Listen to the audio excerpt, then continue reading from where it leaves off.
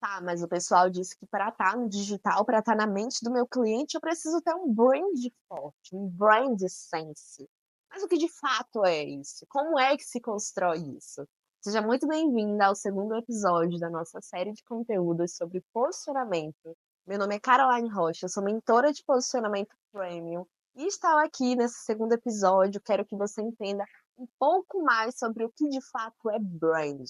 O que é essa experiência que você cria na mente do seu cliente, mesmo quando você não está presente. Seja muito bem-vinda. Se você está no YouTube, dê uma curtida, deixa seu comentário aí, porque eu estava vendo que a maioria das pessoas que assistem o vídeo não curte, eu fiquei chateada. Curta então, tá? Por favor e obrigada. Se você está no Spotify, já salva esse tipo de conteúdo, até mesmo para a plataforma entender qual tipo de conteúdo você gosta e poder entregar esse áudio para mais. Nesse episódio, a gente vai direto ao ponto. Brand é muito mais além do que a embalagem. Sabe aquela marca? Ó, um ótimo exemplo disso é a Coca-Cola. Eu não posso deixar de falar da Coca-Cola. A marca, ela não vende o produto em si, mas ela vende a experiência de consumo do produto. Ela traz imagens, ela traz cores, ela traz músicas, ela traz emoções e sensações que fazem com que a gente remeta à marca, com que a gente associe à marca.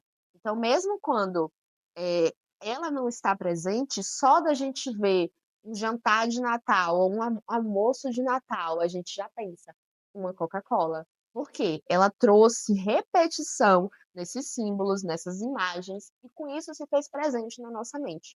E é na construção do brand sense que a gente consegue também aumentar o nosso valor. Eu não sei se vocês viram o que aconteceu, mas alguns americanos pegaram uma água de torneira e colocou em uma embalagem premium. Perguntou, né, para um amigo italiano como é que se chama água de torneira em italiano, e ele disse que é acqua de lubireto, um negócio assim. Não me lembro exatamente agora. Mas ficou um nome assim bem sofisticado. E o que foi que eles fizeram? Eles foram para a rua, colocaram uma mesinha, a água de rubileto, que nada mais era do que água de torneira, dentro de uma embalagem bem bonita, bem premium, e colocou do outro lado uma água normal. E aí começou a falar para as pessoas que passavam ali que aquela era uma água super premium que ia ser lançada, que veio dos Alpes, e não sei o quê, que era uma água que trazia a sensação de paz, que limpava, que purificava. E aí o pessoal começou aquela degustação ali. O pessoal que provava essa água de torneira e o pessoal que provava a outra água, só por conta dessa narrativa, só por conta desse contexto que ele colocou na mente do cliente, as pessoas estavam enxergando aquela água como mais gostosa, mais saborosa. E aí eles não pararam por aí. Eles marcaram um experimento onde pegaram um espaço, deixaram uma decoração bem premium, era uma experimentação dessa água antes do lançamento. E a experimentação funcionava com um sprayzinho, onde ele passava o spray da água na boca das pessoas. Um outro conta-gotas, onde você provava apenas uma gota da água. E o outro era um o outro, como é que chama aquele negócio que aromatizador, ó, aromatizador de ambientes. E aí o pessoal entrava, espirrava água, pegava a gotinha da água, sentia o cheiro da água no ambiente e começou a falar, todo mundo começou a comentar. Aquele cheiro era sensacional, que trazia leveza, que trazia transformação e tudo mais, nada menos, não deixava de ser uma água de torneira. Então você entende o que de fato é o brand sense? É toda essa experiência, é toda essa narrativa que a gente vai conectar com a sua marca. Que a gente vai trazer as emoções na mente do seu cliente sempre que ele vê, ouvir falar ou até mesmo imaginar a sua marca. Mas como é, Carol, que você vai fazer isso? Você não precisa criar uma mega estratégia como esses americanos fizeram para comprovar que o brand é necessário e que o brand aumenta a sua percepção de valor. Eu esqueci de falar, mas eles pediram para o pessoal comentar quanto eles pagariam por aquela água de torneira. E adivinha, os valores foram de 50 a 100 mil por garrafa de água de torneira. Só porque tinha uma narrativa envolvente, só porque eles construíram um brand sense, uma experiência sensorial em cima ali daquela experimentação. Então você realmente acha, a essa altura do campeonato, que investir em um brand sense não vai mudar o jogo da sua marca? Você está muito errada, eu quero trazer aqui nesse vídeo 3 princípios para que você comece a aplicar hoje e começar a desenvolver o seu brand de marca, a sua experiência de marca. Primeiro, saiba o que é que você quer mostrar. Quais são os seus valores, quais são as suas visões de mundo, o que você defende, o que sua marca defende, qual é a raiz emocional da sua marca. Nesse episódio não, mas no próximo eu vou contar a história do porquê eu tenho essa tatuagem do raio aqui e o porquê o nome da minha agência se chama Tempest Agency. Tem uma história de uma coisa que aconteceu comigo e eu levanto essa história como o princípio ideal da gente não se limitar a caber em padrões, a gente não se limitar a caixinhas, mas da gente ter ousadia, ter coragem e ter a decisão de ser a melhor versão de si mesmo, independente do que os outros vão achar. Então essa é a minha visão. Essa é a essa é a história que eu carrego com a minha marca. Qual é a sua? Qual é a sua história? Quais são as suas crenças? Quais são os seus valores? Pegue um caderno e comece a escrever um pouco mais sobre isso. Comece a entender o que é importante para você e o que não é. Porque é assim que você vai se posicionar para agradar alguns, odiar outros, né? Porque nem todos vão concordar com você.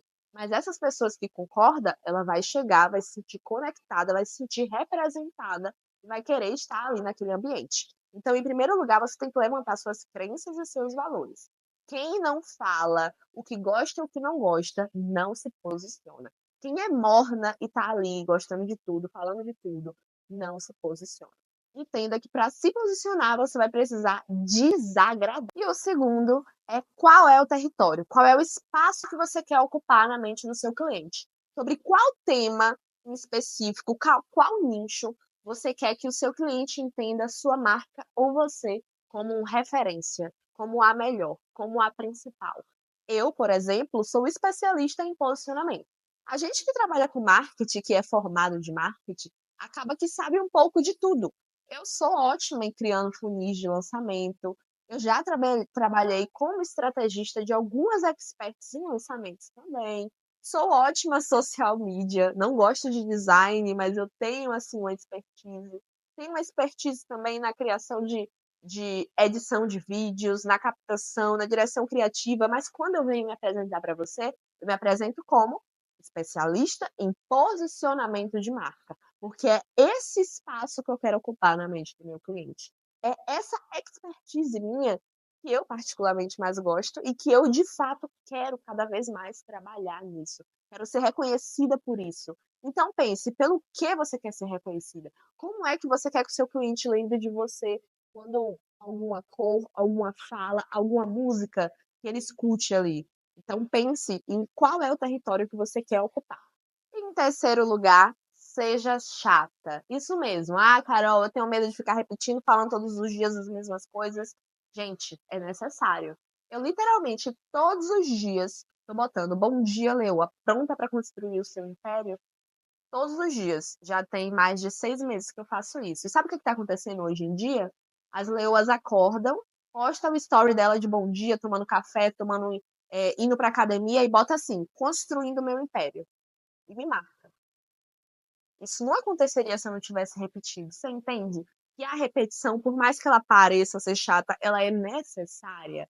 Então, repita seus rituais. Eu mesmo tenho esse ritual do Bom Dia, Leoa, já construiu o seu império. Tem o ritual também de estar criando ali meu cafezinho com aquela música mais calma, dando bom dia, trazendo essa energia de começo de dia, porque isso é muito importante para mim como pessoa individualmente. Eu acordo, vou no banheiro e a primeira coisa que eu faço é colocar a minha playlist de músicas escolhidas a dedo para esse início de dia. Que são músicas que deixam meu astral lá em cima, me deixam animada. Então, isso é uma coisa que eu faço no meu individual, é um ritual meu que eu decidi trazer para o digital, que eu decidi compartilhar com minhas clientes também, minhas seguidoras, com as pessoas que me acompanham. E desde agora em diante, elas estão começando a associar isso a mim, estão repostando e me marcando. Uma coisa que eu faço também é todos os dias, nesse post desse ritual, usar a mesma música. Então, se a minha leoa vê isso dali no meu perfil todos os dias e em algum outro lugar escuta essa música, o que é que ela vai lembrar? do ritual de bom dia das nossas leoas. Então, tenha os seus rituais, tenha as suas músicas, tenha a sua forma de se expressar única e repita, certo? Utilize esses 3 fundamentos que eu trouxe. Decida quem é você nesse jogo, decida qual espaço você quer ocupar na mente do seu cliente e repita os seus rituais, certo? Esqueça que posicionamento não é sobre querer gritar para chamar atenção ou agradar a todos, mas ter até a vulnerabilidade de ser individual, de ser autêntica, de ser você mesma, de abrir a boca e falar o que você acredita e o que você não acredita. Se você gostou desse episódio, salve, mande para um amigo, compartilhe para que a própria plataforma entenda que esse é um tipo de conteúdo que você gosta e aí traga mais conteúdos nesse contexto para você. E também para que o nosso conteúdo seja entregue para cada vez mais leoas que desejam se posicionar. Espero que você tenha gostado. Em breve, o episódio 3. Eu quero falar sobre a arte de desagradar. Bora lá, esse terceiro episódio, entender que a gente tem que se posicionar mesmo como leoas indomáveis.